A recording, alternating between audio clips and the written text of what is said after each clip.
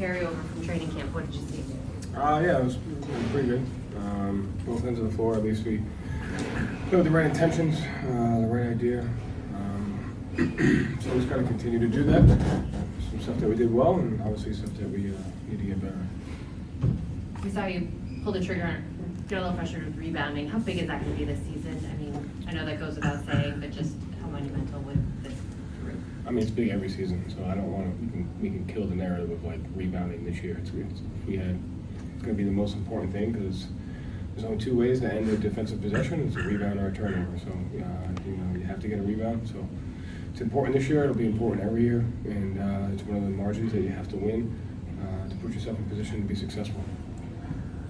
Joe, there's also talk about like fast-paced play this training camp. I feel like that usually gets talked about as primarily transition, but the way you guys were like rescreening, the way you guys were helping over, like how much do those little like extra efforts in the half court help the overall pace that you guys were trying to play? Yeah, again, pace is just a term that's used, and it's different for every team, and you have to define it for what it's like for your team. And it's not just an offensive thing; it's a defensive thing as well. And so, I thought it was clear. I'd say out of the 48 minutes, I'd probably say 32 to 34 of them were at the pace that we wanted to play with on both ends of the floor.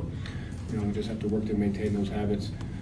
Regardless of what the lineups are, who's in, but the Grizzlies did a great job, trying to dictate the game at their pace and their ball pressure as well. So we just got to keep getting better at that. And the extra efforts from Josh and Luka in particular, what did those do for your guys' offense? Those guys coming in, crashing the offensive glass, and doing all this.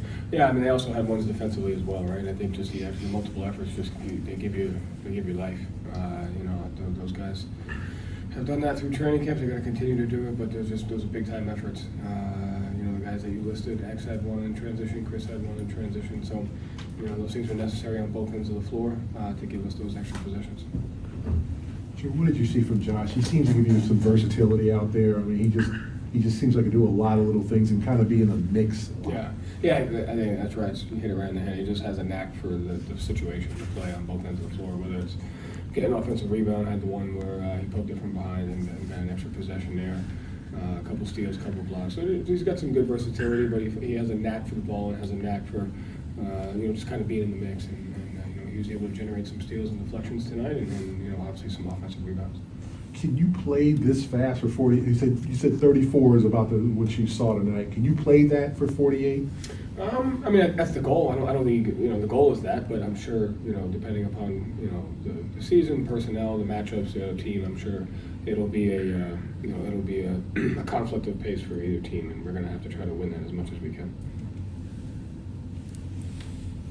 Joe, it seemed like you were talking to Hugo quite a bit throughout the game, being in for his first game, like really before you playing for you guys. What are the kinds of things you're pointing out to him, or like what are the kinds of conversations that you guys are having? Yeah, I mean he's been coached by some great coaches and has been a part of a great organization for a long time, so he knows how to play. He's smart, and he holds himself to a high standard. So I enjoy coaching him because he listens, he wants to get better, and he learns and he pushes himself. So just any communication to help him, just kind of figure it out, and it does make some big plays for us. So just enjoy coaching him because of his personality, how he carries himself. So he's got to continue to get better.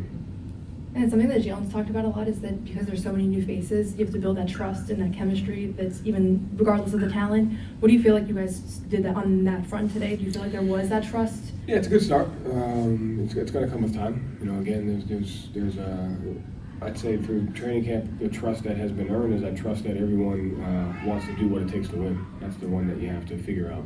Who on your team cares about winning, who wants to win, who will do whatever it takes night in, night out to win. And I feel like we figured that out pretty quickly.